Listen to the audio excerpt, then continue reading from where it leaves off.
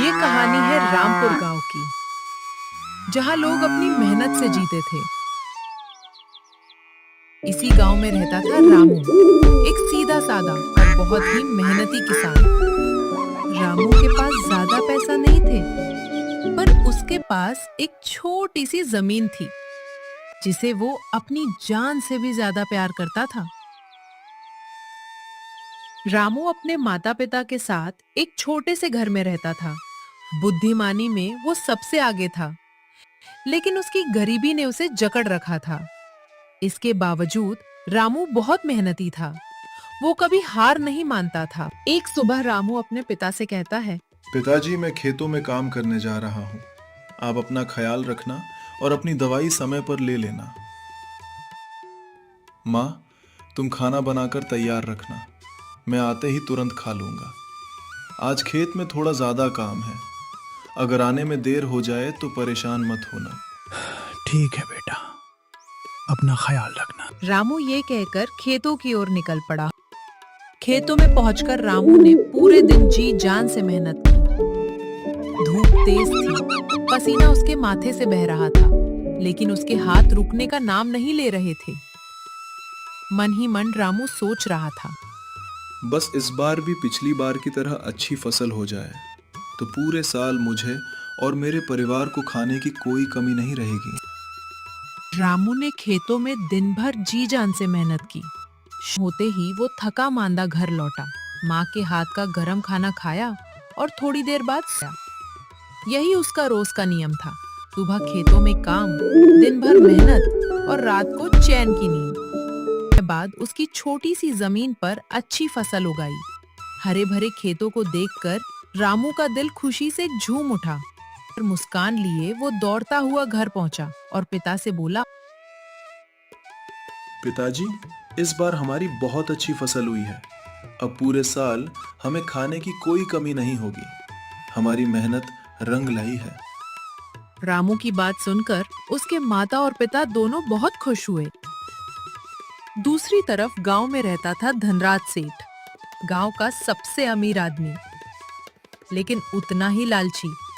वो हमेशा दूसरों की चीजों पर नजर डालता और धोखे से गरीब लोगों से छीन लेता। धनराज सेठ का स्वभाव अंदर से बहुत ही नीच था। वो लोगों की मजबूरी का फायदा उठाता। क्यों रे श्याम, तुझे 8 महीने से ऊपर हो गए मेरे पैसे दिए हुए। एक बार ले लेते हो, लेकिन देना का नाम ही नहीं लेते हो। कब तक यूं ही टालता रहेगा? धनराज भैया, इस बार मेरी फसल बर्बाद हो चुकी है। मेरे पास आपको देने के लिए अभी कुछ नहीं है। कृपया मुझे थोड़ी और मोहलत दे दीजिए। मोहलत बिल्कुल नहीं। अब मैं तेरी एक नहीं सुनूंगा। ऐसा करता हूं कि तेरी जमीन ही ले लेता हूं। हाँ, यही ठीक रहेगा। आज से तेरी जमीन मेरी। धनराज सेठ का यही स्वभाव था।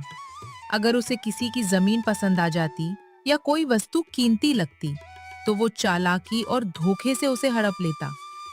गरीबों की मजबूरी का फायदा उठाना उसकी आदत बन चुकी थी। एक दिन जब धनराज सेठ रास्ते से गुजर रहा था, उसकी नजर रामू के खेतों पर पड़ी।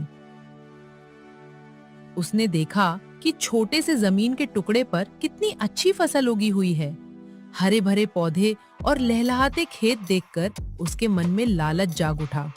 वो मन ही मन सोचने लगा, इतनी छोटी जमीन पर इतनी बढ़िया फसल।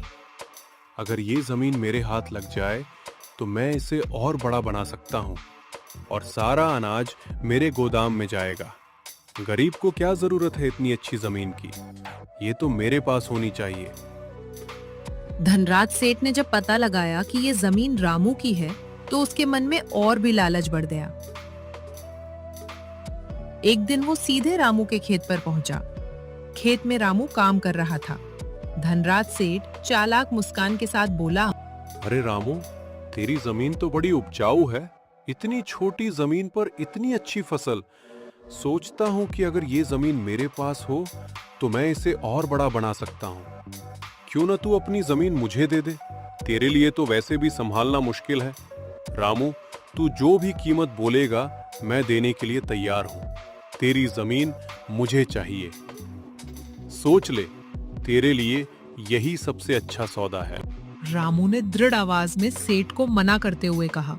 नहीं धनराज सेठ, मैं ये जमीन आपको नहीं दे सकता। इस जमीन से मेरी मेहनत और मेरी यादें जुड़ी हुई हैं। रामू के इतना कहते ही धनराज सेठ गुस्से से वहाँ से चला गया। अगले दिन रामू के पास उसका दोस्त गोलू आया। गोलू ने रामू को देखा और मुस्कुराते हुए बोला, भाई रामू, मैंने सुना है कि तूने कल उस धनराज सेठ को अपनी जमीन देने से मना कर दिया। इससे वह बहुत गुस्से में आ गया है। भाई, अपना ख्याल रखना। मैंने सुना है कि वह तुझे नुकसान पहुंचाने की सोच रहा है।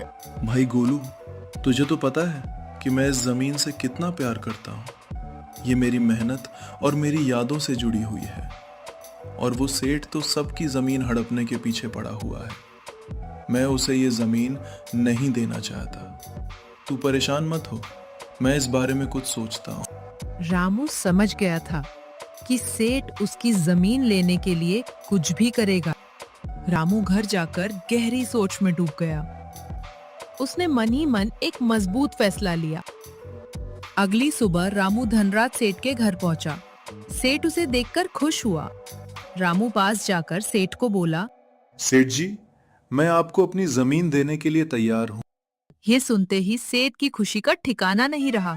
वो बहुत खुश हुआ और बोला, अब आए हो ना लाइन पर रामू। मैंने तो तुमसे पहले ही कहा था कि वो जमीन मुझे दे दो। धनराज सेठ के मन में ये सवाल जरूर आया, रामू अचानक मुझे जमीन बेचने के लिए तैयार कैसे हो गया? लगता है रामू मेरी दी हुई धमकी से डर गया है, तभी तो वो सामने से जमीन मुझे देने आया है। पर सेठ जी, एक राज है। अगर आप चाहें तो ही मैं आपको बताऊंगा। राज? कैसा राज? सेठ जी, मेरी जमीन के नीचे खजाना छिपा हुआ है। ये सुनते ही सेठ की आंखें चमक गईं। वो मन ही मन सोचने लगा, यही वजह है कि रामू की खेती इतनी अच्छी होती है। जमीन के नीचे खजाना छिपा है, तभी उसकी फसलें लहलहाती हैं। उसने तुरंत रामू से कहा, कितना पैसा चाहिए तुम्हें अपनी जमीन का? बोलो रामू, मैं देने को तैयार हूँ। सेठ जी, मेरी जमीन का दाम 3 गुना चाहिए। सेठ की आंखों पर लालच का पर्दा पड़ चुका था। उसने तुरंत रामू को उसकी जमीन का 3 गुना दाम खुशी खुशी दे दिया। मन ही मन वो सोचने लगा, अब जल्दी ही मैं और भी अमीर बन जाऊंगा। ये जमीन और इसके नीचे छिपा खजाना मेरी किस्मत बदल देगा। घर आकर रामू ने अपने माता पिता को सारी बात बताई कि कैसे उसने धनराज सेठ को अपनी जमीन बेच दी। माता पिता ने ध्यान से सब सुना, लेकिन उन्होंने रामू को कुछ नहीं कहा। वे शांत स्वर में बोले, बेटा, तूने जो किया है उसमें जरूर कोई सोच होगी। हम तुझ पर भरोसा करते हैं। अगर तूने सेठ को जमीन दी है तो इसका मतलब है कि तूने कोई गहरी योजना बनाई है। उनकी आंखों में चिंता कम और विश्वास ज्यादा था।